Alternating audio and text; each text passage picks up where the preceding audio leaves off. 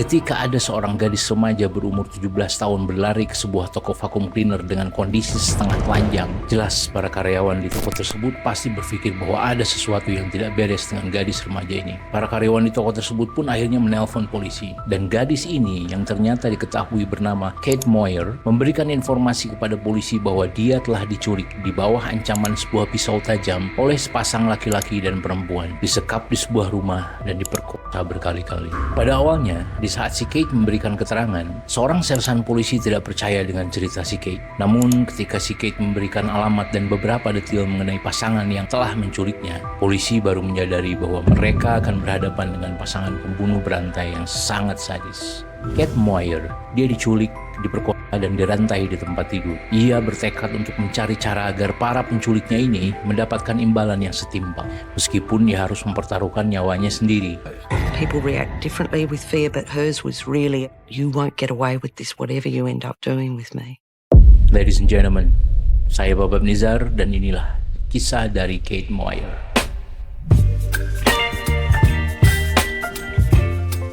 Hari Senin tanggal 10 November 1986 di Australia bagian barat, hari yang tampak normal dan berjalan seperti biasanya. Namun di pinggiran kota Perth, di kota Palmyra, seorang remaja setengah telanjang yang penuh dengan luka memar dan bekas penyekapan berlari menyelamatkan diri di sepanjang trotoar Moorhouse Street atau Jalan Moorhouse. Nyaris tak berdaya, si Kate Moyer ini yang saat itu berusia 17 tahun baru saja melarikan diri dari pasangan laki-laki dan perempuan yang bernama David dan Catherine Burney, yang dikenal sebagai pasangan kriminal yang sangat sadis. It's pretty rare to survive serial killers. I went from being really, really scared, terrified, to being like, I really got to do something here. Si Kate ditinggalkan sendirian oleh penculiknya dan terjebak di sebuah ruangan yang hanya memiliki sebuah pintu dan jendela kecil yang terkunci rapat. Di saat ia ditinggalkan di dalam kamar, Kate menyadari bahwa ini mungkin satu-satunya kesempatan baginya. Kate berusaha membuka paksa jendela tersebut dan melompat. I finally got up the courage to check the window to make the noise that was needed to break the lock. Dia terjatuh dan membenturkan kepalanya ke tanah. Kate sempat mengalami gegar otak dan mengalami kesulitan untuk berdiri. Namun dengan susah payah, ia berjalan menuju ke beberapa rumah di perumahan tersebut. Knocked on the door, no one home. I'm hysterical. I'm crying and laughing at the same time. Next house, no one home. Next house, no one home. Went to their back fence, hurdled their back fence, got attacked by a black dog. Di saat ia berusaha untuk lepas dari anjing hitam yang menyerangnya, Kate merasa takut dan ia membayangkan jika para penculiknya ini menyusuri jalan untuk mencarinya. Begitu dia berhasil menyeberangi halaman belakang di rumah tersebut, dia melihat ada seorang pria yang sedang merokok di depan toko. Kate berlari secepat mungkin menuju pria tersebut dan langsung meminta pertolongan. I ran up to him and said, I've been, please take me aside and call the police. Were you thinking at this point that she might come after you? Absolutely. Why do you think? That's why I said if a woman comes here and says I've had a fight with her, that I'm her daughter, don't believe her. I've been. Can you please call the police? Di kantor polisi Palmyra, seorang polisi bernama Laura Hancock sangat bersemangat untuk memulai minggu pertamanya sebagai petugas polisi di kota tersebut. Namun ia terkejut ketika si sersannya ini memerintahkan kepadanya bahwa ia akan bertanggung jawab atas sebuah kasus penculikan dari seorang gadis remaja yang baru saja mereka temukan di jalan, yaitu si Kate Moyer ini yang tadi. When Kate was brought, that was my first panic, because this is going to be the first statement I've ever taken as a police officer per se. Saat itu, si Kate histeris dan menceritakan semuanya kepada si polisi wanita ini, si Laura Hancock. Ia bersikeras dan meyakinkan si Laura bahwa para penculiknya ini adalah pembunuh berantai dan polisi seharusnya berada di luar untuk mencari mereka, tidak membuang-buang waktu untuk menginterogasinya. Obviously, at the time I met Kate, what she did say to me, she believed that there'd been others and that they had died. And she was going to die. Had she not escaped, she was going to die, and she was very emphatic with that. Setelah si Kate ini menenangkan diri, nada bicara Kate mulai benar-benar berubah dan kini ia menyampaikan informasinya dengan jelas. Dia mencoba menjelaskan kejadian yang dia alami sejelas mungkin. Namun di sini ada beberapa detail yang tidak masuk akal. Bagaimana mereka menculiknya? Mengapa para penculik ini tidak membunuhnya? Mengapa si Kate ditinggalkan sendirian di kamar? Ketika pertanyaan-pertanyaan seperti ini mulai muncul, si Laura akhirnya mengerti mengapa si sersannya meminta dirinya untuk mewawancarai si Kate. Si atasannya ini mengira si Kate telah mengarang cerita dan dia tidak ingin membuang-buang waktu untuk menangani kasus ini. Jadi di saat si Laura kembali menghadap atasannya dengan membawa beberapa informasi yang ia dapat dari si Kate, perintah selanjutnya mengkonfirmasi semua keraguan si Laura. I'll never forget those words. That is verbatim. I have lived those words for 30 years. I was told that it was a bizarre story and to stitch her up for a false report. Si Laura, si polisi wanita ini, diperintahkan untuk menuntut si Kate atas cerita bohongnya. Tetapi ia mempunyai firasat kuat bahwa si Kate adalah benar-benar korban di sini. Si Laura ini memperhatikan bagaimana Kate hanya berfokus pada risiko yang dia timbulkan oleh para penculiknya kepada korban lainnya sebelumnya. Ini bukan tentang si Kate sebagai korban, namun ini tentang mereka, para pembunuh dan daftar panjang beberapa korban dari kejahatan yang sudah mereka lakukan. The focus was, this is who they are, go get them. Listen to me, here's my story, this is why, this is how, and this is who. Go get them. Sekarang kita pindah ke pusat kota Perth, Australia, 30 hari sebelum si Kate melarikan diri dari para penculiknya ini. Ada seorang detektif bernama Paul Ferguson menerima sebuah berkas di mejanya yang menginformasikan bahwa ada seorang mahasiswi dari Fakultas Perth University bernama Mary Nelson dinyatakan menghilang. Dan setelah beberapa hari kemudian, lagi-lagi seorang gadis yang jauh lebih muda juga dilaporkan menghilang. Sue Candy, child, absolute child. I just It's terrible. Di tengah-tengah penyelidikannya, si detektif Ferguson ini mendapatkan informasi bahwa dia harus berhenti menyelidiki kasus hilangnya beberapa perempuan ini karena kedua perempuan yang hilang tadi ini telah dikonfirmasi bahwa keduanya sudah menelpon atau mengirim surat kepada orang tua mereka dan mengabari bahwa mereka sebenarnya memutuskan untuk melarikan diri. Jadi ini bukan kasus orang hilang, namun hanya sekedar beberapa gadis remaja yang melarikan diri dari keluarganya. Si detektif ini merasa ada yang janggal. Sebelum si detektif Ferguson sempat mengungkapkan keraguannya, lagi-lagi seorang perempuan muda yang menjadi korban ketiga harus ditambahkan ke dalam daftar orang hilang yang akhirnya ia harus selidiki. Nolene Patterson was doomed to begin with. A married couple pull up and say, listen, jump in the car, we'll slip you up to the service station. She never got out of the car. Ada beberapa kejanggalan dengan menghilangnya beberapa gadis remaja yang tadi. Si detektif Ferguson ini mencium sebuah pola penculikan di dalam kasus ini. Hanya dalam kurun waktu kurang dari 1 minggu, lagi-lagi seorang gadis remaja bernama Dennis Brown yang berusia 21 tahun di saat itu. Ia menjadi korban keempat yang lagi-lagi dilaporkan menghilang. Berarti sudah 4 gadis remaja yang menghilang. She'd been to a friend's place in Kubla. She'd left there, she was heading off home and she hadn't arrived home. I was relatively certain that this was out of character for Denise Brown and that she was subject of foul play. Si detektif Ferguson ini kemudian menghubungi ibu dari si Dennis. Menurut informasi ibunya, si korban ini telah menelpon seorang kerabatnya tak lama setelah si Dennis menghilang dan mengabari bahwa si Dennis ini memutuskan untuk melarikan diri dari keluarganya. Di saat itu, para kepolisian meyakini bahwa sebuah pola perilaku yang begitu mirip ini muncul serentak di antara para korban. Detektif Ferguson ini akhirnya mengirimkan Inspektur Vince Cottage untuk mewawancarai seorang saksi mata yang berada di dekat lokasi di mana si Dennis Brown terakhir kali terlihat. We showed a photo to a lady across the road from where this victim number 4 had been sighted. She identified her as having been there catching a bus at the Fremantle.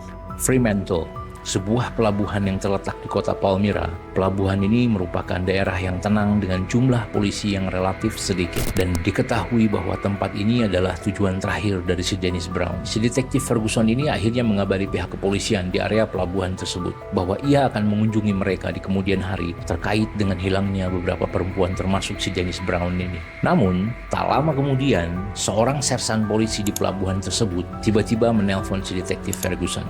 I got a call over the radio from Chris Cassidy, who was another sergeant down at Fremantle at the time, to say that they were speaking to a young lady and it could be connected to the Denise Brown file and that I should come and speak with her. Sekarang kita kembali ke stasiun polisi di Palmyra. Kate dan Laura Akhirnya mereka lega mengetahui bahwa ada petugas polisi lain yang sedang dalam perjalanan untuk menemui mereka. Sejauh ini sepertinya hanya si Laura Hancock yang mempercayai si Kate ini. Namun ketika si Sersan Ferguson tiba dan mulai menanyai si Kate mengenai hilangnya si Dennis Brown, si Kate meyakini bahwa ia bisa mempercayai detektif Ferguson. Si Kate ini mulai memberikan informasi dan dengan menyebutkan nama-nama dari penculiknya ini. Pasangan laki-laki dan perempuan yang tinggal bersama di pinggiran kota Palmyra yang bernama Catherine dan David Burney. Kemudian si Kate ini menjelaskan bagaimana dia meyakini bahwa pasangan inilah yang bertanggung jawab atas hilangnya si Dennis Brown. Dan si Kate meyakini bahwa si Dennis sebenarnya sudah dibunuh oleh mereka. Kenapa? Karena selama penyekapan si Kate menyaksikan si Catherine bertingkah aneh ketika dia menemukan sebuah banner kecil yang menginformasikan orang hilang dengan foto Dennis Brown yang tertera di koran harian saat Kate masih disekap. We were sitting in the lounge room together, Catherine and I, and Monday's paper was there, and there was a picture of Denise Brown's head. And Catherine started laughing. I said, "What's funny?" And she said, "You think a big girl like that could look after herself?" And you couldn't tell from the photo that she was a big girl. So I knew for a fact that they'd killed Denise Brown. And she was laughing. She was laughing. Did you ask her at that point? Of course not. I didn't want to die. It was just noted. Ketika si detektif Ferguson ini mencoba mengorek informasi dari apa yang terjadi pada Dennis Brown dan gadis remaja lainnya, ia akhirnya meminta Kate untuk menceritakan dari awal bagaimana ia bisa diculik.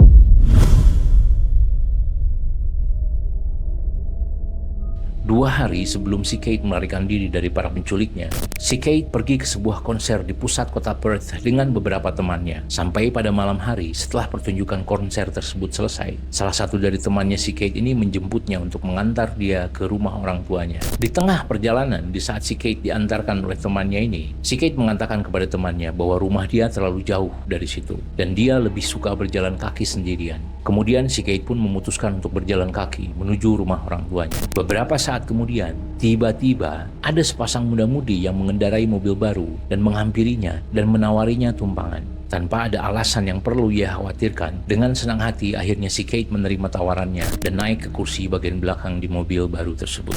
They drove me home, pulled up outside my house. I went to get out of the car. There was no door handle. I can't open the door. They said use the window handle. And I went for the window handle and there was no window handle. Dan di saat itu juga, si David langsung meraih kepala si Kate dan membantingnya ke arah 2 kursi bagian depan. Kemudian si Catherine mengeluarkan pisau dapur yang tajam dan meletakkannya ke tenggorokan si Kate. Dan kemudian mereka tiba-tiba menghentikan mobil dan mengikat kedua tangan si Kate dan membungkus seluruh tubuh si Kate dengan selimut besar. Lalu mereka membawa si Kate pergi. I said, "Can I ask a question?" And they said, "What?" And I said, are you going to rape me or are you going to kill me? And they said, "We'll only rape you if you're good." I wasn't there first. They'd done this before. They were good at it. All I was thinking about was, well, that I was going to die, that I couldn't believe this had happened to me. Why'd I been so fucking stupid? Begitu sang penculik tiba di rumah mereka, si Kate diseret ke dalam. Si Catherine melepaskan Kate dari ikatannya dan meminta untuk menanggalkan semua pakaiannya. Kemudian si David memasukkan semua pakaian si Kate ke dalam kantong plastik dan memberi label dengan nama lengkap si Kate, usia, dan juga alamatnya. Pada saat itulah si detektif Ferguson ini mulai memahami bahwa kedua pasangan ini bukanlah pelaku kriminal biasa. The purpose of that was to ensure that there was no evidence left at the house to say, well, that's what come off this victim, now let's get rid of it. Setelah penyekapan tersebut, si Kate dipaksa untuk menonton sebuah film Rambo yang dirilis tahun 1982. Dengan pisau menempel di tenggorokannya, pasangan tersebut mulai bertanya-tanya tentang kehidupannya si Kate, keluarganya, dan juga pacarnya. Tetapi si Kate tidak bodoh. Ia tahu bahwa mereka sedang membuat daftar orang-orang yang akan mencari si Kate apabila suatu hari si Kate harus dihabisi nyawanya. Namun sayangnya, hal ini tidak seberapa jika dibandingkan dengan apa yang akan terjadi dengan si Kate di hari berikutnya. I would have been talking to them for 2 hours before the first rape, and that was just all about mental torture. He made me dance in front of him to Romeo and Juliet. I cried when I danced. I ended up getting raped at about 12:30 at night. She sat on a chair at the end of the bed and watched. They've put 4 chains on the posts of a single bed. They chained my left ankle to the left post, my right ankle to the right post, my left hand to the left, my right to the right. Raped me again. I cried throughout this one. Setelah si Kate diperkosa untuk kedua kalinya, si David mengeluarkan sepasang borgo dan mengikat pergelangan kakinya dengan pergelangan si Kate menjadi satu ikatan. Gives me a couple of sleeping pills, tells me to have them and go to sleep, so I put them in my mouth under my tongue. I then take the sleeping pills out of my mouth, hide them under the mattress, and spend the whole night going, I'm in a fucking nightmare. Saat itu si Kate merasa lemas, sekujur tubuhnya kaku karena rasa takut yang sangat berlebih. Saat itu si Kate yakin kalau dia tertidur, ada kemungkinan dia tidak akan pernah bisa bangun lagi di pagi harinya. Kate pun mulai menyusun sebuah rencana untuk melarikan diri dari mereka. Selama malam terakhir, si Catherine terus mengolok-olok gadis remaja lainnya dengan menyebut nama-nama mereka dan tertawa terbahak-bahak. Hanya perlu waktu kurang dari 1 menit bagi si Kate untuk menyadari bahwa nama-nama yang si Catherine sebutkan ini mungkin adalah korban-korban mereka sebelum mereka menculik si Kate. Hal ini membuat si Kate merasa yakin bahwa suatu hari ada kemungkinan ia akan dibunuh juga oleh kedua pasangan ini. Di keesokan harinya, si Kate ini menyusun sebuah ide, bukan untuk melarikan diri, tetapi lebih untuk memastikan bahwa pada akhirnya dia harus membalaskan dendamnya, bahkan dalam kondisi sekarat sekalipun. People react differently with fear, but hers was really, you won't get away with this, whatever you end up doing with me. So she made a calculation that if the worst happened, she'd still get her revenge from beyond the grave. Yeah, someone's going to know. Someone will find out. Di esok paginya, si David melepaskan borgonya sebelum ia berangkat kerja, dan si Catherine menuntun Kate ke ruang tamu. Si Catherine kemudian melanjutkan kegiatan yang sama seperti apa yang dia lakukan kepada si Kate pada malam sebelumnya. Si Kate ini dipaksa untuk menonton sebuah film dengan si Catherine di bawah ancaman pisau. Lagi-lagi. Namun kali ini berbeda. Kali ini si Kate lah yang mengajak si Catherine berbicara. Si Kate ini mencoba untuk berteman dengan si Catherine, dan Kate memanfaatkan kondisi di saat si Catherine lengah. Dan entah bagaimana, ternyata hal ini berhasil. Setiap kali mata si Catherine berpaling dari si Kate, ia menggunakan kesempatan ini untuk menjalankan semua rencananya. You know you're going to die, but you don't acknowledge that to yourself. You don't live it. So how did you make the odds better for yourself? I didn't make the odds better for myself. Instead, I just left evidence everywhere so that when I died, people would work out I was one of the missing girls. I hid my lipstick in the beanbag and a packet of cigarettes threw her in the roof by standing on the back of the couch. So my parents would know I hadn't run away from home, that they were the culprits. Setelah itu, si Catherine ini memaksa si Kate untuk menelpon orang tuanya dengan tujuan agar si Kate ini memberikan cerita palsu kepada orang tuanya. Sebuah trik yang sama seperti yang sudah mereka lakukan dengan semua para korbannya sebelum si Catherine. Kemudian setelah si Kate dipaksa untuk menelpon orang tuanya, si Catherine tidak mencurigai sedikit pun gerak-gerik si Kate sebelumnya. Dan pada akhirnya, dengan santai si Catherine ini mengembalikan si Kate ke dalam kamar tanpa merantainya ke tempat tidur. I was very compliant. I was very nice. I managed to become friends with her enough. She told me to go to the room, shut up and not say a word, or she'd kill me. Dan disinilah aksi si Kate berjuang untuk melarikan diri. Kembali ke cerita awal tadi, ia memaksa membuka kunci jendela dan berlari menyelamatkan diri dari satu halaman rumah ke halaman rumah lainnya. Sampai akhirnya ia menemukan seorang yang menelpon polisi untuknya. Di sisi lain, si polisi wanita ini, si Laura Hancock, awalnya merasa frustasi dan kesal dengan reaksi atasannya yang menganggap si Kate ini mengarang cerita. Kembali ke cerita yang awal tadi. Namun, setelah semua informasi yang mereka dapatkan dengan dukungan si detektif Ferguson, si Sersan Cassidy, atasannya si polisi wanita tadi, akhirnya merujuk pada apa yang dialami oleh si Kate dan juga para korban lainnya. At that point, we realised everything she said. We were satisfied that everything she said was absolutely accurate. Convinced it just wasn't a made-up story. Saat itu, dengan segera, si Sersan Cassidy ditemani sang polisi wanita kita, si Ibu Laura Hancock, akhirnya meninggalkan kantor polisi tersebut dan diikuti oleh armada petugas. Mereka berdua membawa si Kate bersamanya dan terus menginterogasinya di dalam mobil tersebut.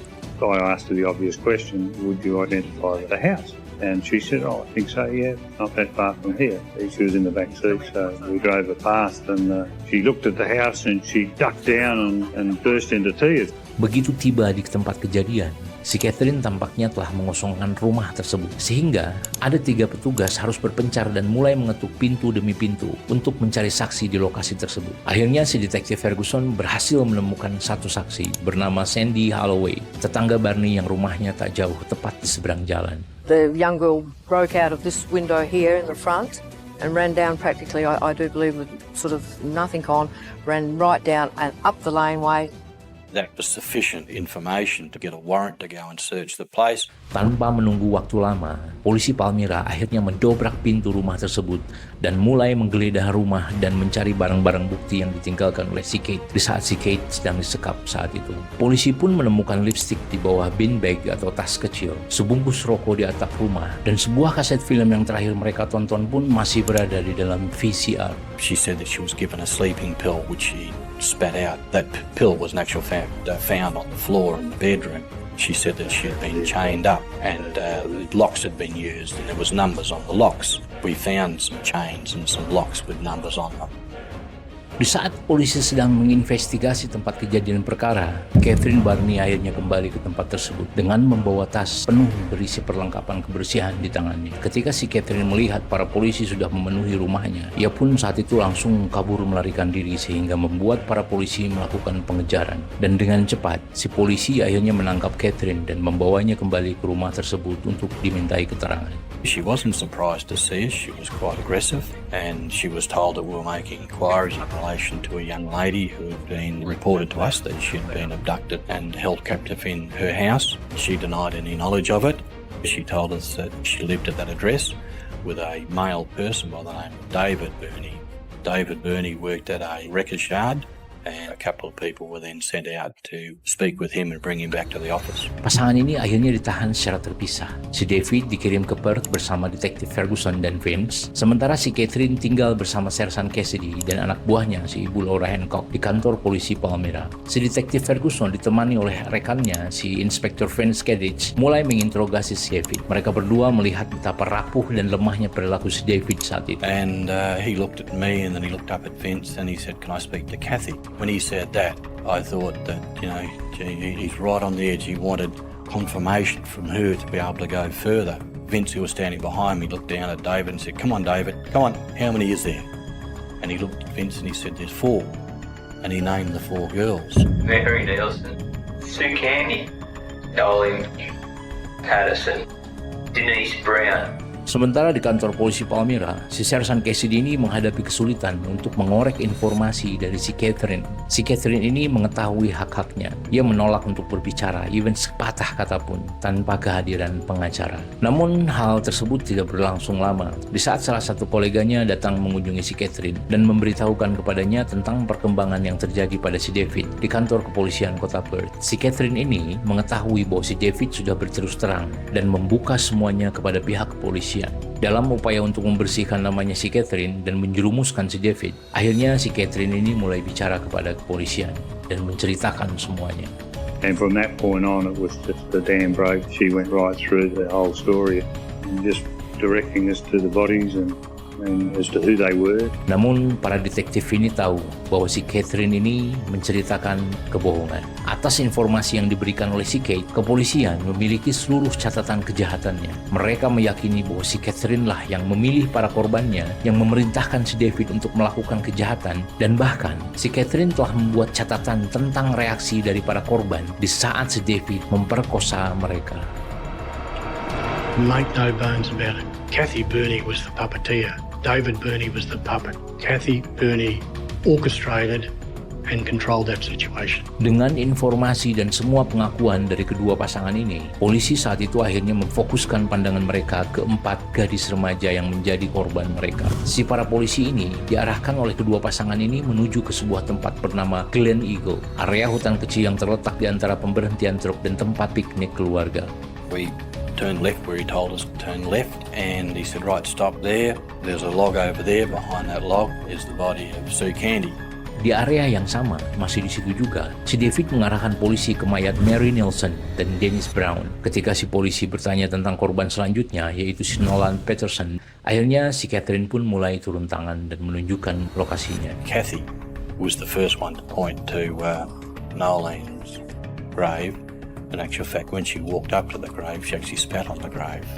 Singkat cerita, 1 bulan kemudian, David dan Catherine dijatuhi hukuman seumur hidup tanpa pembebasan bersyarat. Namun, bahkan setelah mereka dipenjara, pihak kepolisian merasa ada yang janggal di kasus ini. Si detektif Ferguson bersama dengan beberapa polisi di kota Perth membuka kembali beberapa kasus yang belum terungkap dalam upaya untuk membandingkan informasi mengenai kasus yang belum terungkap tersebut dengan informasi yang sudah ada tentang para pembunuh ini. I'm very firm on the belief that certainly David was involved in the death of several other young women. Kathy, I believe, has a knowledge of those deaths if she was not involved in them. Ada 3 kasus, khususnya yang melibatkan seorang anak perempuan berusia 12 tahun, muncul kembali ke permukaan di saat itu. Dan kemungkinan besar, para polisi ini meyakini bahwa kasus ini dilakukan oleh David atau Catherine, atau bahkan keduanya. I believe there was Cheryl Renwick, Barbara Weston, Lisa Mott. You know, the one that's troubled me always is the Lisa Mott one. To me, that amount of circumstantial evidence is bothers me. Namun pada tahun 2003, kesempatan polisi untuk mengungkap kasus dari 3 perempuan yang menjadi korban ini menghilang bersama dengan David Burney.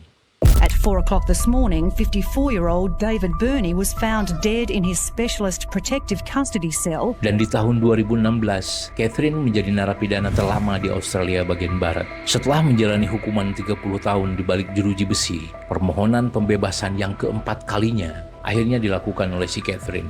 Inspector Paul Ferguson doesn't have an opinion. It's up to the system to deal with it the way it happens.